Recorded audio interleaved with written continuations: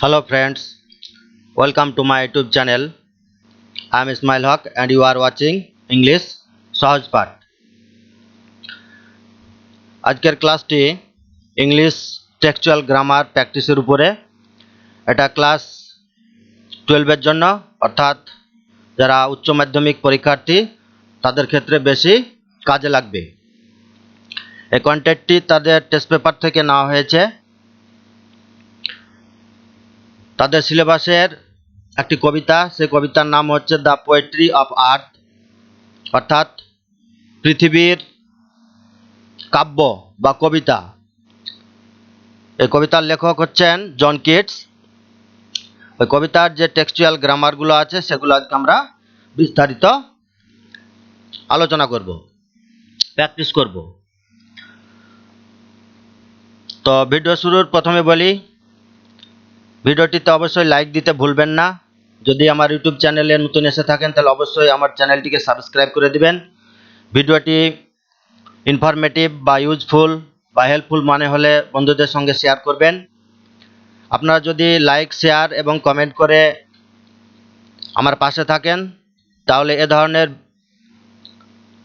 Informative বা জরুরি ছাত্রছাত্রীদের ক্ষেত্রে এ ধরনের ভিডিও তৈরি করতে আমি বেশি আগ্রহী হব। Now let's get to the main topic. তাহলে দ্য পোয়েট্রি অফ আর্থ এই কবিতার কিছু টেক্সচুয়াল গ্রামার আজ আমরা প্র্যাকটিস করব। প্রথমে কি করতে বলা হয়েছে? রিড দ্য প্যাসেজ, প্যাসেজটি পড়তে হবে। Some of the sentences carry errors, errors হচ্ছে ভুল, কিছু কিছু বাক্যে ভুল দেওয়া আছে। আইডেন্টিফাই দেম, সেগুলোকে চিনতে হবে, শনাক্ত করতে হবে। অ্যান্ড মেক দ্য কারেকশনস, এবং ভুলগুলো শনাক্ত করে ধরে সেগুলোকে আবার সঠিক করতে হবে, সঠিক করে পুনরায় বাক্যটিকে লিখতে হবে। তো দেখা যাক 1 নম্বরে কি দেওয়া আছে। What I am looking forward to dash to borrow another metaphor from food dash is the biryanization in English. তাহলে what I am looking forward to, আমি যেটা সানন্দে প্রত্যাশা করছি বা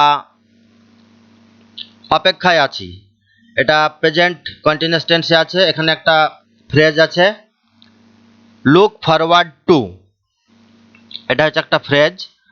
এটার মানে হচ্ছে সানন্দে উপেক্ষা করা বা প্রত্যাশা করা। তারপরে আছে টু বড়, এই বড় মানে হচ্ছে নেওয়া, যেটাকে আমরা ধার নেওয়া বলি, এক্ষেত্রে নেওয়া বোঝাচ্ছি। অ্যানাদার মানে অন্য, মেটাফোর, মেটাফোর মানে হচ্ছে উপমা বা অলংকার। ফ্রম ফুড খাবার থেকে, সেটাই কি is the biryanization in English. Biryanization biryani, biryani সম্বন্ধে আমরা অবগত। মাংস, ভাত এবং সবজি একসঙ্গে মিশ্রিত করে বিরিয়ানি তৈরি করা হয়। তো যাই হোক, এবার পুরো সেন্টেন্সটির মানেটা কি দাঁড়াচ্ছে যে what I am looking forward to, আমি যে জিনিসটা সানন্দে প্রত্যাশা করে আছি সেটা কি টু বড় অ্যানাদার মেটাফর ফ্রম ফুড, মানে খাবার, অন্য খাবারের অন্য উপমা বা অলংকার নেওয়া।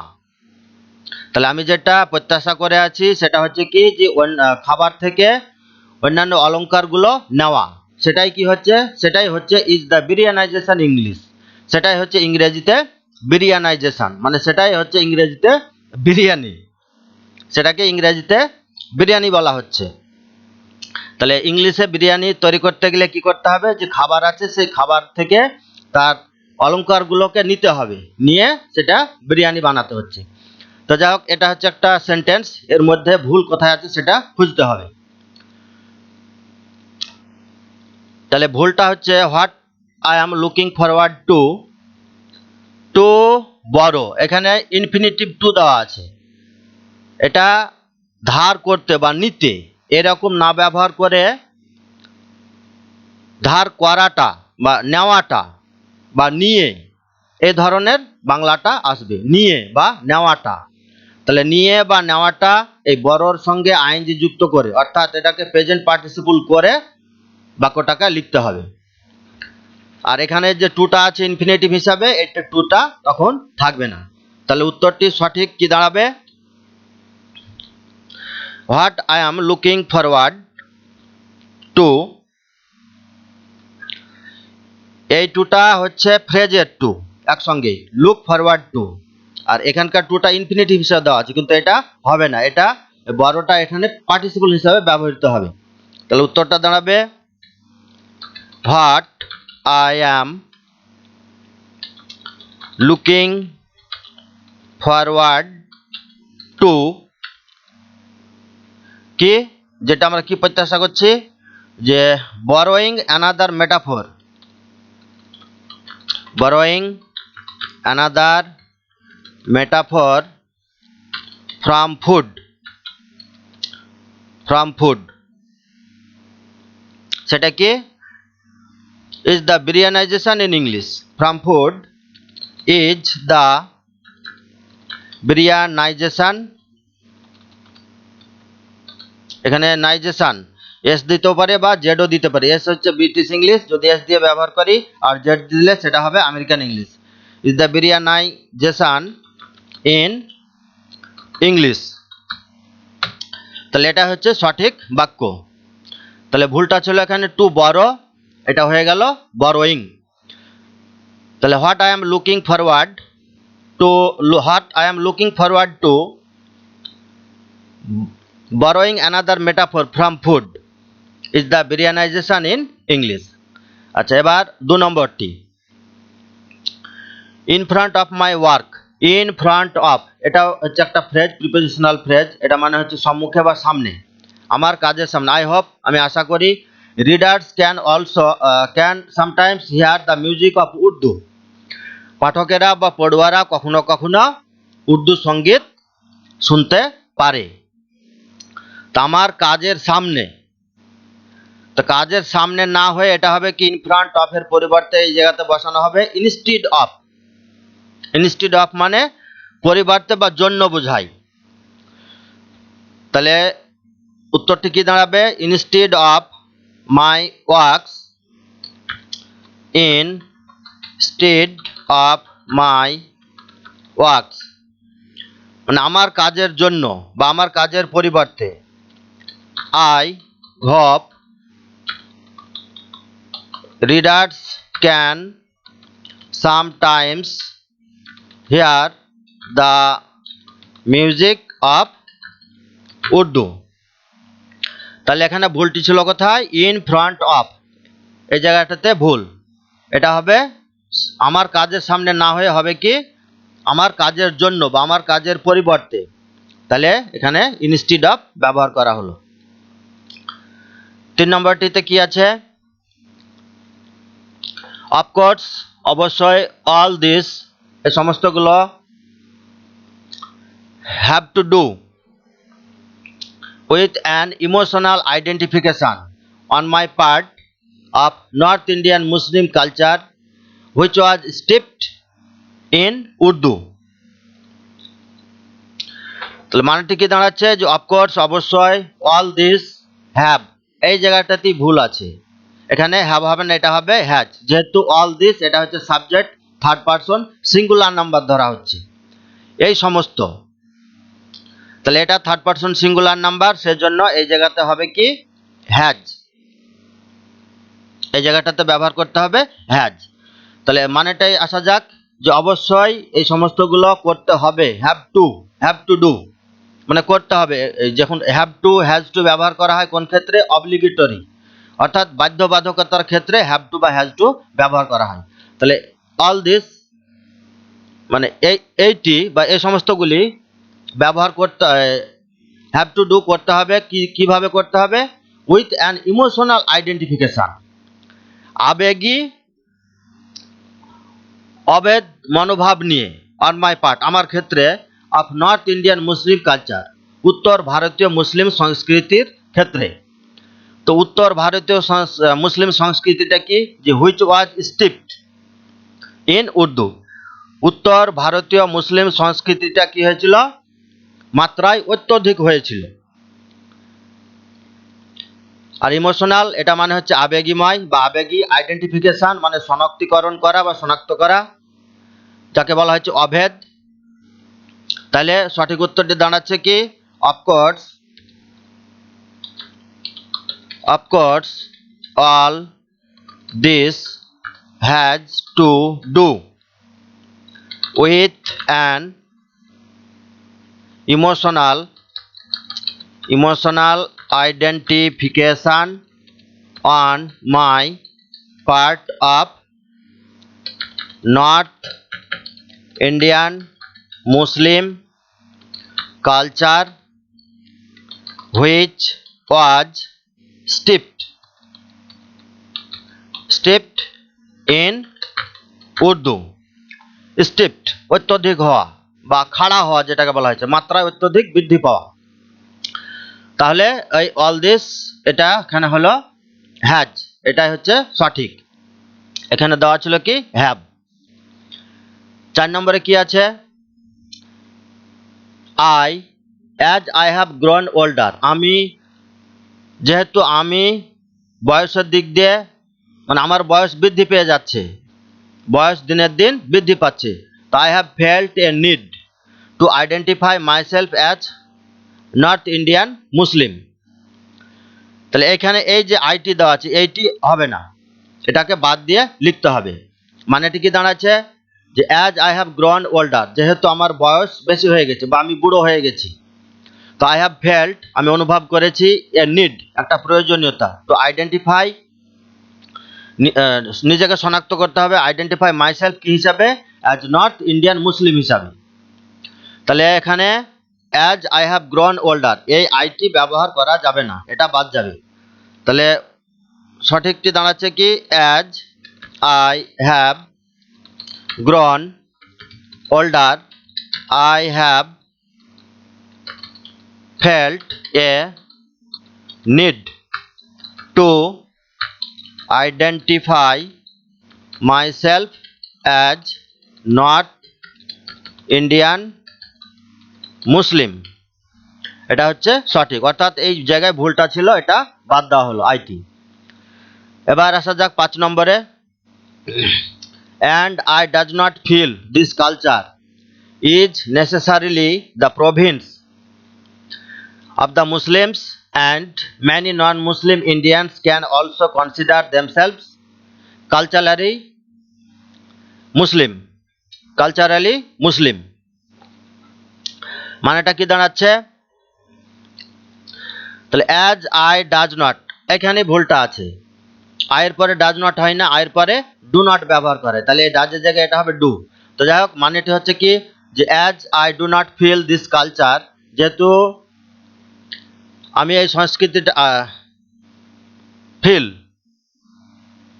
যেহেতু আমি অনুভব করি না যে এই সংস্কৃতিটা হচ্ছে আবশ্যিকভাবে, নেসেসারিলি মানে হচ্ছে আবশ্যিকভাবে কি দ্য প্রভিন্স মানে হচ্ছে প্রদেশ অফ দ্য মুসলিমদের, and many non Muslim Indians এবং অনেক নন মুসলিম ভারতীয়দের, ক্যান অলসো কনসিডার দেমসেলভস তারাও নিজেদেরকে বিবেচনা করতে পারে কি হিসাবে, কালচারালি মুসলিম, তারাও সাংস্কৃতিগতভাবে নিজেদেরকে মুসলিম ভাবতে পারে। সাংস্কৃতিগতভাবে আমরা ভারতীয়, আমাদের সংস্কৃতি ইন্ডিয়ান, তো তার মধ্যে মুসলিম, হিন্দু, খ্রিস্টান, জৈন সমস্ত সম্প্রদায়ের বা কমিউনিটি বা ধর্মের মানুষ আছে, কিন্তু আমাদেরকে কালচারালি ভাবে যেটা আমাদেরকে ভাবতে হবে কালচার সংস্কৃতির দিক দিয়ে, সেটা কি যে আমরা ভারতীয়। তাহলে সঠিক উত্তরটি দাঁড়াচ্ছে কি, মানে আমাদের মধ্যে কোনো ভেদাভেদটা রাখতে হবে না, আমাদের প্রথম পরিচয় দিতে হবে কি যে আমরা ভারতীয়, উই আর ইন্ডিয়ানস। তাহলে সঠিক উত্তর দাঁড়াচ্ছে কি যে and I do not feel this culture is necessarily the province of the Muslims and many non-Muslim Indians can also consider themselves culturally Muslim. তাহলে এখানে ভুলটি ছিল আয়ের পরে ডাজ নট দেওয়া ছিল, এখানে হবে কি আয়ের পরে ডু নট।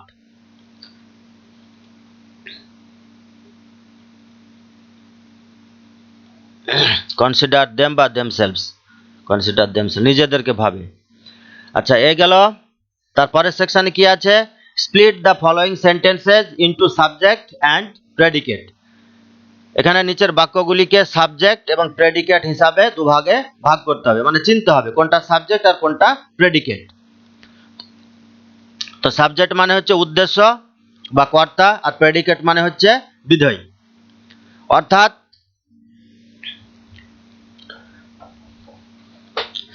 যার সম্বন্ধে কিছু বলা হয়, একটি বাক্যে যার সম্বন্ধে কিছু বলা হয় সে হচ্ছে সাবজেক্ট, এবং যার সম্বন্ধে যেটুকু বলা হয় বা যা বলা হয় সেটাই হচ্ছে প্রেডিকেট বা বিধেয়। সাবজেক্ট হচ্ছে উদ্দেশ্য।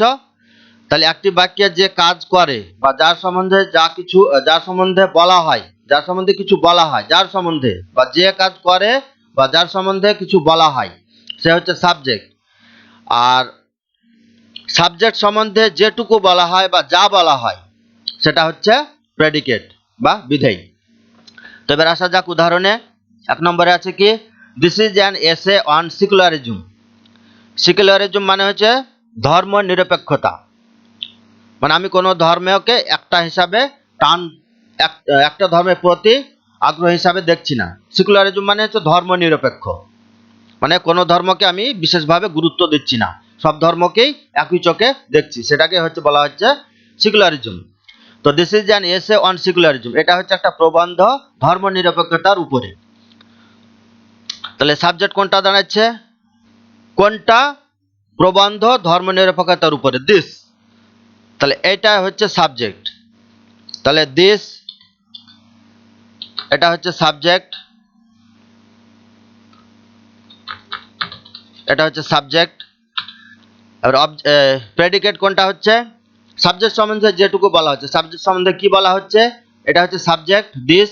এবার এই দিস সম্বন্ধে কি বলা হচ্ছে? যে is an essay on secularism, এই টোটালটা হচ্ছে প্রেডিকেট।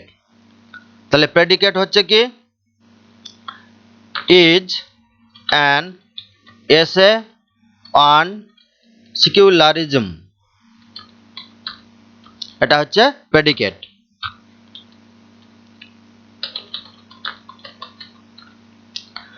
তাহলে এখানে সাবজেক্ট এবং প্রেডিকেট পাওয়া গেল। সাবজেক্ট হচ্ছে দিস আর predicate is an essay on secularism, এটা প্রেডিকেট।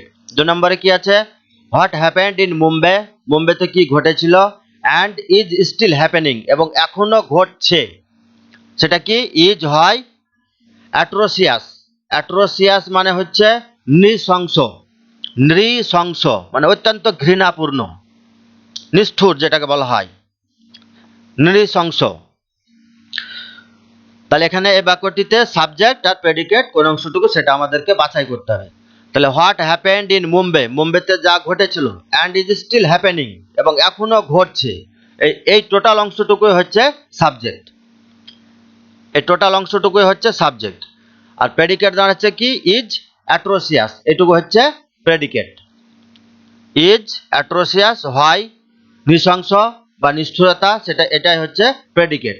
তাহলে সাবজেক্ট দাঁড়াচ্ছে কি? যে what happened in Mumbai and is still happening, এই অংশটুকু হচ্ছে সাবজেক্ট, সাবজেক্ট।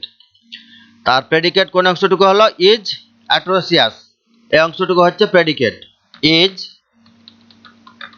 অ্যাট্রোসিয়াস, এই অংশটুকু হচ্ছে প্রেডিকেট।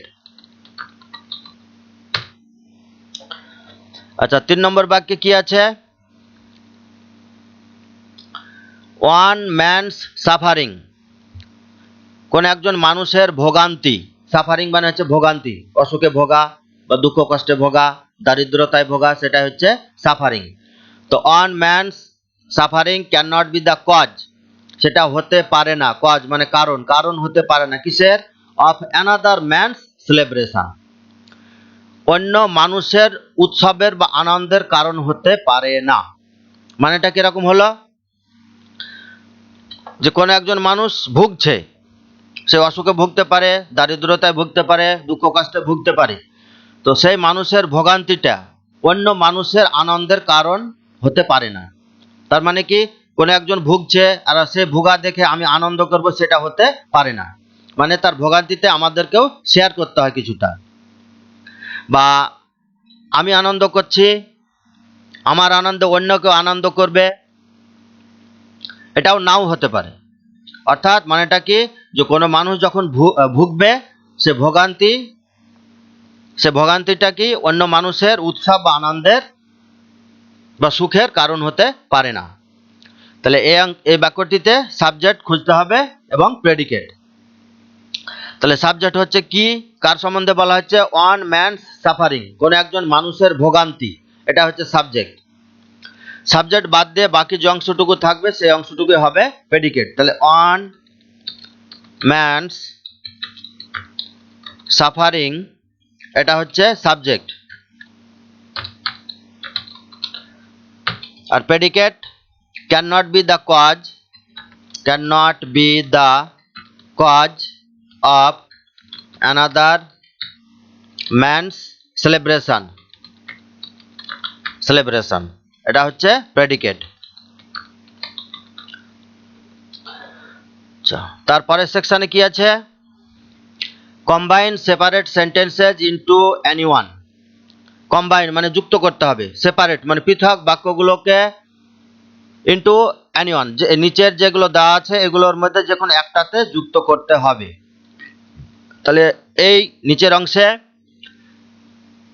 দুটি হোক, তিনটি হোক বা তার বেশি হোক, কিছু পৃথক পৃথক বাক্য দেওয়া আছে, সে বাক্যগুলোকে হয় সিম্পল সেন্টেন্সে বা কম্পাউন্ড সেন্টেন্সে অথবা কমপ্লেক্স সেন্টেন্সে যুক্ত করতে হবে। মানে যেটিতে হবে সেই সেন্টেন্সে যুক্ত করতে হবে। তো এক নম্বরে কি দেওয়া আছে, I am a human rights activist, আমি হচ্ছি একজন মানবাধিকারের সক্রিয় কর্মী। হিউম্যান রাইটস মানে হচ্ছে মানবাধিকার, মানুষের অধিকার, সেটা হচ্ছে হিউম্যান রাইটস। আর অ্যাক্টিভিস্ট মানে হচ্ছে সক্রিয় কর্মী। তারপরে বাক্যে কি আছে, I have to be secular by definition. Secular মানে হচ্ছে নিরপেক্ষ হতে হবে, মানে মানবাধিকার কমিশনের লোক, মানবাধিকারের সক্রিয় কর্মী। তো যারা মানবাধিকারের সক্রিয় কর্মী হন, তাদেরকে নিজের অর্থ বা মানের দিক থেকে, নিজের হৃদয় থেকে তাদেরকে কি নিরপেক্ষ হতে হবে, কোনো একটা পক্ষকে বেশি গুরুত্ব দেওয়া যাবে না, তাকে সিকুলার থাকতে হবে, নিরপেক্ষ থাকতে হবে। তাহলে এ হচ্ছে দুটো বাক্য। আর বাই ডেফিনেশন মানে হচ্ছে সংজ্ঞা বা অর্থ বা মানে বোঝাতে পারে। আর হ্যাভ টু বি হতে হবে, মানে অবশ্যই হতে হবে, বাধ্যবাধক, অব্লিগেটরি। আগে বলা হলো যে হ্যাজ টু বা হ্যাভ টু ব্যবহার করা হয় অব্লিগেটরি অর্থাৎ বাধ্যবাধকতামূলক বাক্যের ক্ষেত্রে, অর্থাৎ যে বাক্যটার সেন্স বাধ্যবাধকতা বোঝাচ্ছে। এটাকে এই দুটোকে কি করতে হবে, সিম্পল সেন্টেন্সে জয়েন করতে হবে। তো সিম্পল সেন্টেন্সে জয়েন করলে কি দাঁড়াবে, I am a human rights activist দিয়ে কমা দিতে হবে। তারপরে দিতে হবে কি, যে সিকিউলার বাই ডেফিনিশন। তারপরে সেটা বিশ্লেষণ করা হচ্ছে যে I am A human rights activist, আমি একজন মানবাধিকারের সক্রিয় কর্মী। তারপরে অংশে কি দিচ্ছি, কমা দিয়ে, সিকিউলার বাই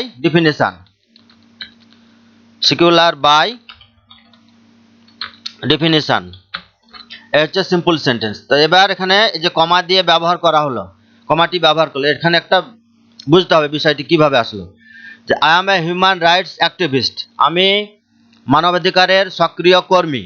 অ্যাক্টিভিস্ট এটা নাউন, অর্থাৎ কোনো নাউন বা প্রোনাউনের অতিরিক্ত যখন বর্ণনা বা পরিচয় দেওয়া হবে সেই নাউন বা প্রোনাউন সম্বন্ধে, তাহলে এখানে কি পাচ্ছি, হিউম্যান রাইটস অ্যাক্টিভিস্ট, এই টোটাল অংশটুকুর বর্ণনা দেওয়ার জন্য এখানে কি হচ্ছে, একটা কমা ব্যবহার করা হচ্ছে।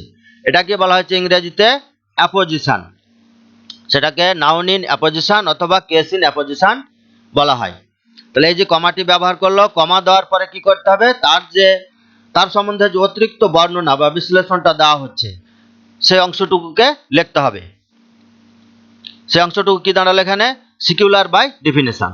তাহলে এটাই হচ্ছে যে কমা দিয়ে সেই নাউন বা প্রোনাউনও থাকতে পারে, তার যে সম্বন্ধে অতিরিক্ত কিছু বিশ্লেষণ বা বর্ণনা দেওয়া হচ্ছে সেটাকে ইংরেজিতে বলা হচ্ছে নাউন ইন অ্যাপোজিশন অথবা কেস ইন অ্যাপোজিশন।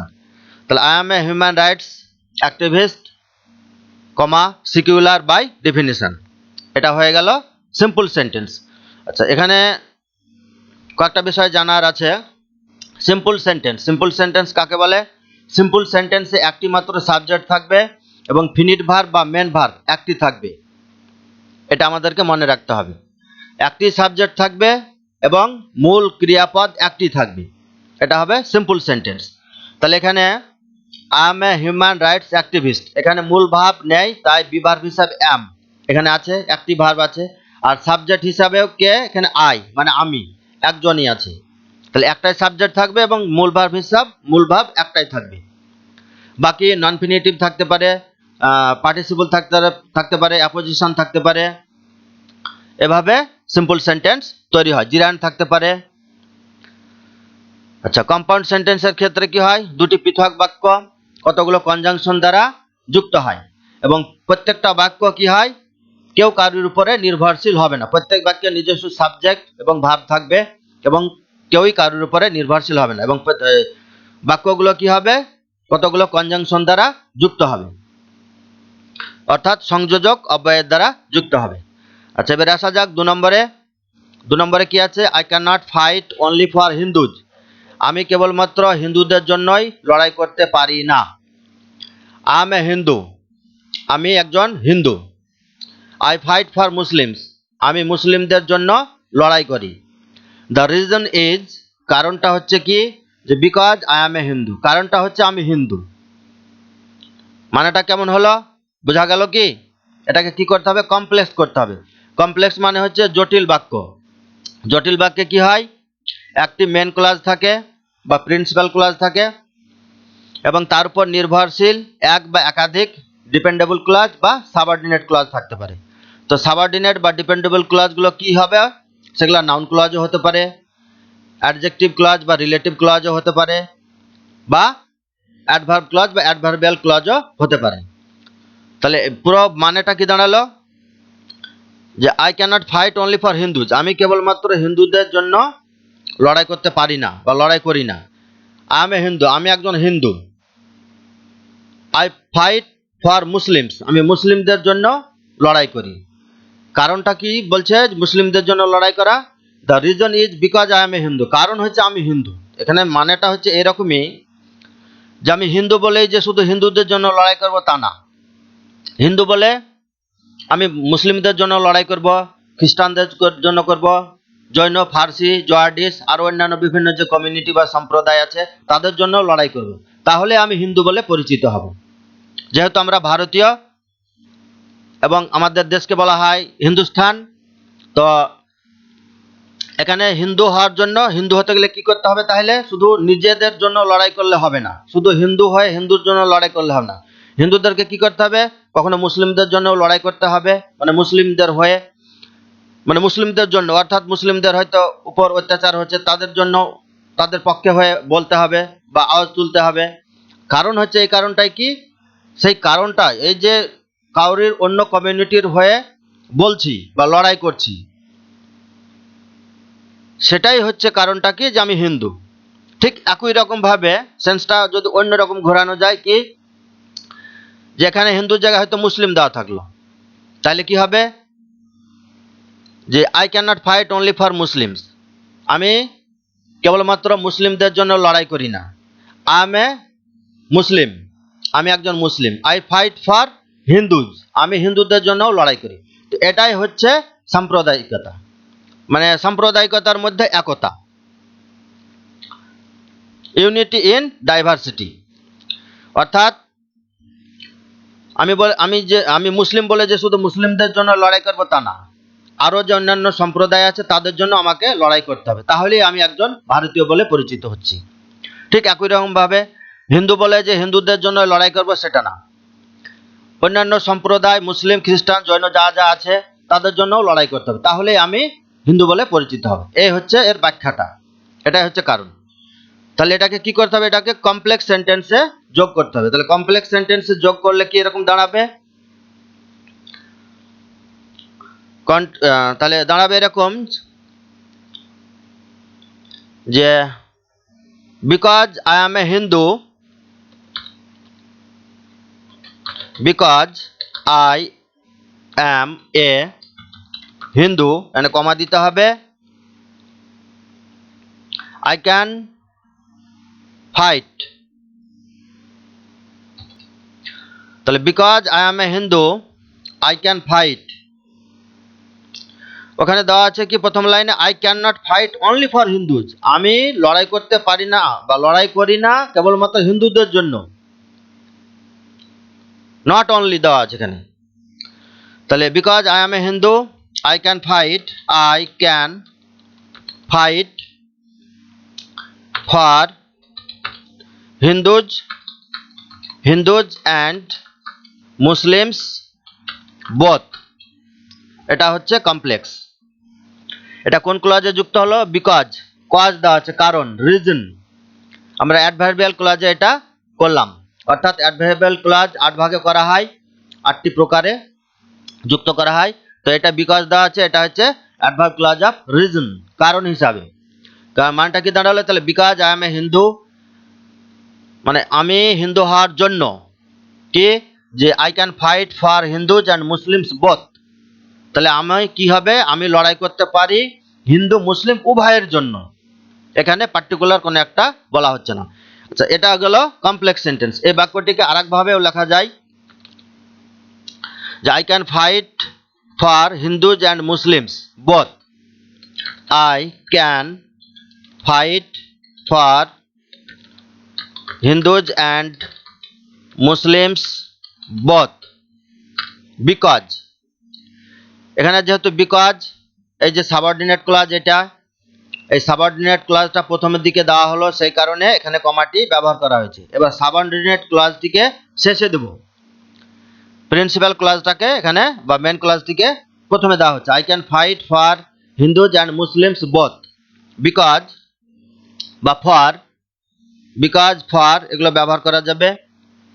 তাহলে because I am a Hindu, I am a Hindu, কারণ আমি একজন হিন্দু।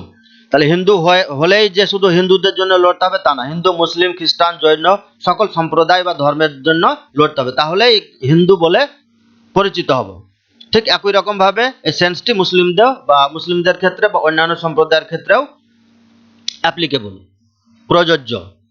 মুসলিমদেরকেও কি করতে হবে, শুধু মুসলিমদের জন্য লড়াই করলেই হবে না, ভারতীয় হিসাবে ভারতের যে মধ্যে যে অন্যান্য সম্প্রদায়ের মানুষেরা আছে তাদের জন্যও লড়াই করতে হবে, তাহলে সে একজন মুসলিম বলে পরিচিত হবে। আচ্ছা, তারপরটিতে কি আছে, my duty extends beyond my community.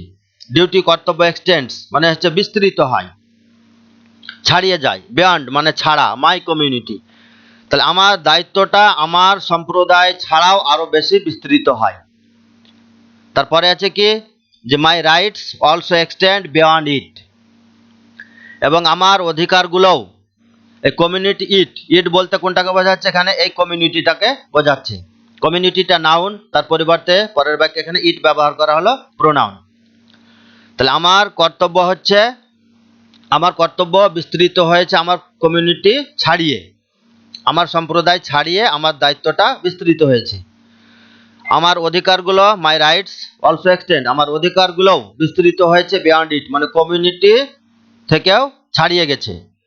তাহলে এখানে মানেটা কি দাঁড়াচ্ছে, যে আমার কর্তব্যগুলোও ছাড়িয়েছে, আমার অধিকারগুলোও ছাড়িয়েছে। এটাকে কি করতে হবে, এটাকে কম্পাউন্ড সেন্টেন্সে যুক্ত করতে হবে।